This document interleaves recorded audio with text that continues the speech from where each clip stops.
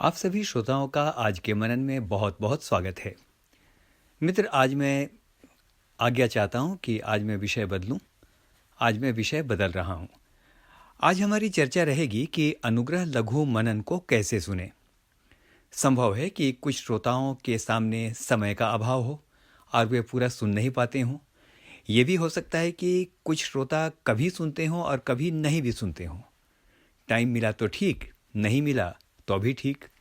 मित्र, ऐसा भी हो सकता है कि पोस्ट मिलते ही किसी और को फॉरवर्ड कर दिया जाए और खुद ना भी सुना जाए। ये भी हो सकता है कि कुछ लोगों को ये मनन लंबा लगता हो, और कोई संदेह नहीं है कि ऐसे श्रोता भी हैं जो पूरे समर्पित भाव से इस मनन को पूरा सुनते हैं। मित्र, ना जाने क्यों इन दिनों मेरे मन में एक बात लगातार चल रही है कि हम ये बात करें कि यदि हम सचमुच आत्मिक और व्यक्तिगत रीति से आशीषित होना चाहते हैं तो अनुग्रह लघु मनन को कैसे सुने, यानी हमारे सुनने की तैयारी कैसी होनी चाहिए। ध्यान दीजिए, यदि दवाई मिलती है तो उसका लाभ तब तक नहीं होगा जब तक नियमित रूप से ना खाया जाए। कभी खाया तो कभी नहीं खाया, ऐसा नहीं चलता है। तो आइए शुरू करते हैं एक छोटा सा मनन, और जिसमें हम विचार करेंगे कि अनुग्रह लघु मनन को सुनने की हमारी तैयारी कैसी होनी चाहिए, या इसे हम कैसे सुने। तो सबसे पहली बात, सभोपदेशक 3:1 में इस प्रकार से वचन कहता है, हर एक बात का एक अवसर और प्रत्येक काम का जो आकाश के नीचे होता है एक समय है। मित्र, सबसे पहली बात, इस मनन को सुनने का समय निश्चित करें, क्योंकि वचन भी कहता है हर बात का एक समय है। हमारे जीवनों में सोने का, भोजन करने का, मनोरंजन करने का, प्रार्थना करने का, बातचीत करने का और काम पर जाने का या अध्ययन करने का सभी बातों का समय है। और यदि ये समय गड़बड़ा जाए तो दुनियावी दिनचर्या भी गड़बड़ा जाती है। हमारे आत्मिक जीवन में भी, मेरे प्रिय मित्र, यही सिद्धांत लागू होता है। बहुत अच्छा होगा यदि हम अनुग्रह लघु दैनिक मनन को सुनने के लिए एक समय तय कर लें। There should be a definite, a decided time. ध्यान दीजिए, इसे लघु मनन का नाम इसलिए दिया गया है कि यह अधिक समय नहीं लेता।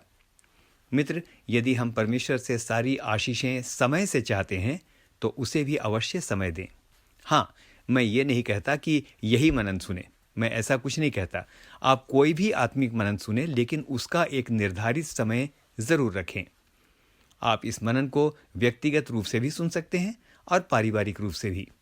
यदि पारिवारिक रूप से सब बैठकर एक निश्चित समय में सुनेंगे तो इससे एक लाभ होगा कि दिन भर तो आपस में मिल नहीं पाते, लेकिन मनन सुनने के समय में आप पारिवारिक रूप से इकट्ठा हो सकते हैं। और यदि ऐसा आप ऑलरेडी कर रहे हैं तो बहुत उत्तम बात है। मित्र, परमेश्वर उस परिवार को पसंद करता है जो एक साथ जमा होकर उसके नाम की आराधना करता है। लिखा है, the family that praise together stage together. आइए अब चलते हैं दूसरी बात में। दूसरी बात है, ये बहुत ज़रूरी है मित्र, it is very very very important कि आप वचन को पूरा यानी कंप्लीट अवश्य सुने। ऐसा नहीं कि 3-4 मिनट सुना और बाद में बंद कर दिया। Don't do like that. उदाहरण देता हूं, जैसे हम आधी रोटी खाकर या आधा भोजन करके नहीं उठ जाते हैं, वैसे ही वचन भी जीवन की रोटी है, इसे पूरा खाएं। भजन संहिता 119 उसके 23 में बहुत सुंदर बात लिखी है। दाऊद कहता है, तेरी बातों के खुलने से प्रकाश होता है। मित्र, जब आप वचन में प्रभु की बातें सुनेंगे तो विश्वास कीजिए आपके जीवन में प्रकाश आना शुरू हो जाएगा। ये मैं नहीं कह रहा हूं, ये परमेश्वर का वचन कहता है कि उसके वचन के खुलने से प्रकाश होता है। जब आप सुनेंगे आपके जीवन में प्रकाश आना निश्चित रूप से शुरू हो जाएगा। मित्र, आपके जीवन के उन सारे क्षेत्रों में विश्वास कीजिए प्रकाश फैलना शुरू हो जाएगा जहां आपको अभी तक ये महसूस होता था कि अंधकार है। भजन संहिता 19 और उसके 8 में देखिए क्या लिखा है। यहां लिखा है, यहोवा के उपदेश सिद्ध हैं, हृदय को आनंदित कर देते हैं। यहोवा की आज्ञा निर्मल है, वह आंखों में ज्योति ले आती है। तो मित्र, आंखों में ज्योति आने का क्या अर्थ है? इसका अर्थ है जब आप गंभीरता से, समर्पित भाव से परमेश्वर के वचन को सुनेंगे तो उसके प्रकाश में अपने जीवन की सारी परिस्थितियों को स्पष्ट रूप से आप देख पाएंगे। आप समझ पाएंगे कि मार्ग किधर है, आप समझ पाएंगे कि चलना किधर है। जीवन के बड़े बड़े फैसलों में आपको अगुवाई मिलेगी कि आपको किस तरफ आगे बढ़ना है। अक्सर हम दुविधा में होते हैं मित्र कि कहाँ जाएं, क्या करें, क्या निर्णय लें। तो सुनिए, यशायाह 30 उसके 21 में स्वयं परमेश्वर कहता है, और जब तुम कभी दाहिनी या बाईं ओर मुड़ने लगो, तब तुम्हारे पीछे यह वचन तुम्हारे कानों में सुनाई पड़ेगा कि मार्ग यही है, इस पर चलो। मित्र, मेरा अनुभव है कि जितना अधिक हम परमेश्वर का वचन सुनते हैं, रिपीट करूं, जितना अधिक हम परमेश्वर का वचन सुनते हैं, हमारे भटकने और परीक्षाओं में गिरने की संभावनाएं उतनी ही कम हो जाती हैं। तो वचन को पूरा सुने, क्योंकि यदि हम बीच में ही छोड़ दें तो संभव है कि परमेश्वर जो समाधान हमें देना चाहता है वो हमसे मिस हो जाए। मित्र, जब आप वचन सुनते हैं तो उस समय एक और विशेष आशीष की उम्मीद आप कर सकते हैं। भजन संहिता 107 उसके 20 में लिखा है, वह अपने वचन को भेज कर चंगा करता है। तो विश्वास करें, जब आप अनुग्रह लघु मनन सुन रहे हैं तो इस आशा के साथ बैठिए कि परमेश्वर, आपने जब अपने वचन को भेजा है तो मेरे शरीर की व्याधियों को भी आप चंगा करें। और आपसे मैं कहना चाहता हूँ, बहुत संभव है कि आप वचन सुनते समय चंगाई की आशीष पाएंगे। आइए अब चलते हैं तीसरी और अंतिम बात में कि अनुग्रह लघु मनन कैसे सुने। हो सकता है कि हमारी परिस्थितियां अनुमति नहीं देती हैं कि हम जहां तहां जाकर प्रचार करें या बोलें, लेकिन मुझे ऐसा नहीं लगता कि कोई भी परिस्थिति हमें सुसमाचार फैलाने से रोक सकती है। यूहन्ना 1 उसके 41 और 42 को जरूर पढ़ लीजिएगा।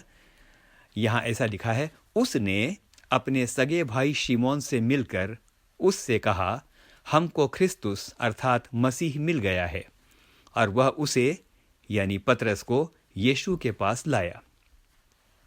ये कौन है? मित्र, दुनिया पतरस को जानती है। ऐसा कोई नहीं है जो पतरस का नाम नहीं जानता। वो यीशु के सबसे प्रमुख चेलों में से एक था। उसी को यीशु ने कहा, मैं तुम पर अपनी कलीसिया बनाऊंगा।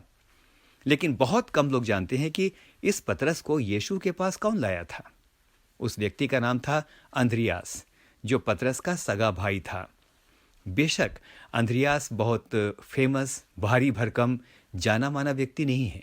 उसकी चर्चा बहुत कम होती है, लेकिन गौर से देखें तो उसकी सेवा महान है, क्योंकि उसने पतरस को यीशु से मिलाया। और पतरस आगे चलकर एक महान शिष्य बना, एक महान प्रचारक बना, और जिसके प्रचार से बहुत लोगों ने परमेश्वर की आशीष को पाया। मित्र, अब मैं अंत में कहना चाहता हूँ, शायद हमारी सेवा भी यही है कि हम बहुत से लोगों की भेंट अपने प्रभु से कराएं। इस अनुग्रह मनन के संदेशों को अपने परिचित लोगों से शेयर करें। क्या पता किसका जीवन प्रकाश से भर जाए। आप अपना काम कीजिए, प्रभु अपना काम करेगा। और हाँ, यदि वचन के द्वारा आशीष मिली तो कभी कभी अपने इस भाई को भी 2 शब्द संदेशों में या YouTube पर भी जाकर ज़रूर लिखें। उनका बहुत धन्यवाद जो लिखते हैं। मैं जानता हूं कि आप में से बहुत लोग नियमित रूप से नहीं लिख सकते, लेकिन कभी कभी तो बनता ही है ना?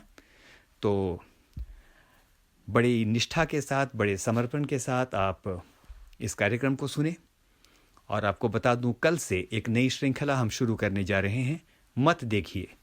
तो प्रभु आपको आज के मनन के द्वारा बहुतायत के साथ आशीष दे। आमीन और फिर से आमीन।